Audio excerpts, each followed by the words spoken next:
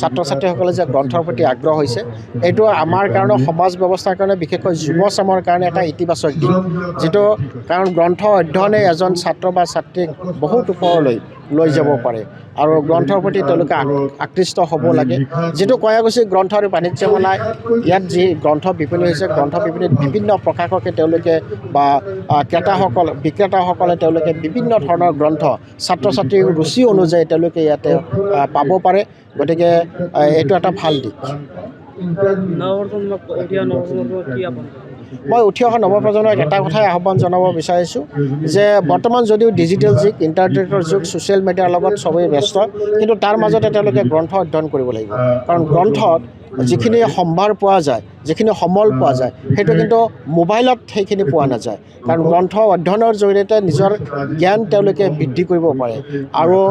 knowledge is power বুলি এটা কথা আছে গতিকে ছাত্ৰ ছাত্ৰীসকলে জীৱনত যদি তেওঁলোকে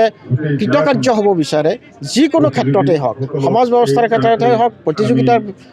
আজিকালিতো প্ৰতিযোগিতাৰ যুগ গতিকে প্ৰতিযোগিতাৰ পৰীক্ষাসমূহত তেওঁলোকে কৃতকাৰ্যতা হোৱাৰ কাৰণে একমাত্ৰ আহিলা হৈছে আমাৰ গ্ৰন্থ হয় এই কয়াকুছি আমি এতিয়া আজি ৯ম সংখ্যক গ্ৰন্থ আৰু বাণিজ্য মেলা ইয়াত আয়োজন কৰিছে আৰু আমাৰ ওচৰতে নিকটৱৰ্তী অঞ্চলতে আমাৰ কয়াকুছি এছিয়ান মিছন ইনষ্টিটিউটটো আছে সেইকাৰণে আমাৰ বহুত সুবিধা হৈছে একেবাৰে ওচৰতে আমি বিভিন্ন প্ৰতিযোগিতামূলক অনুষ্ঠানবিলাক আমাৰ শিক্ষাৰ্থীসকলক দেখুৱাবলৈ সুবিধা পাইছোঁ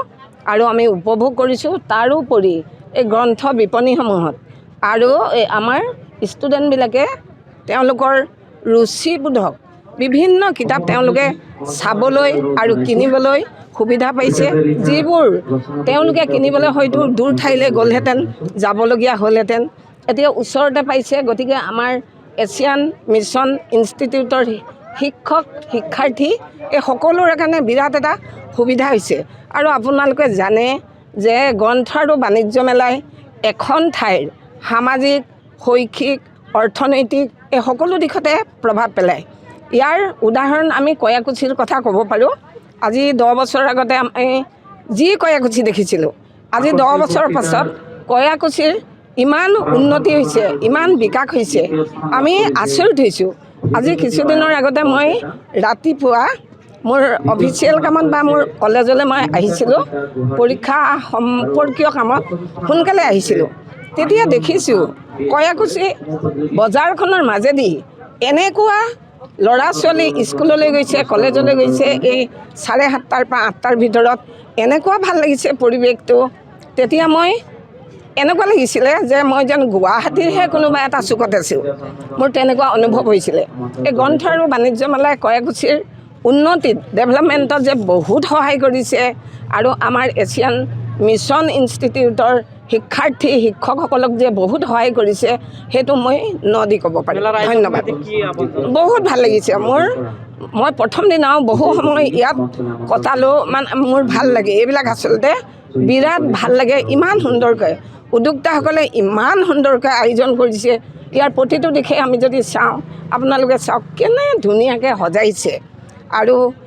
ইমান বিশিষ্ট ব্যক্তিসকলক তেওঁলোকে নিমন্ত্ৰণ কৰিছে ফলস্বৰূপে যিবিলাক শ্ৰোতা দৰ্শক আছে সেইসকলৰো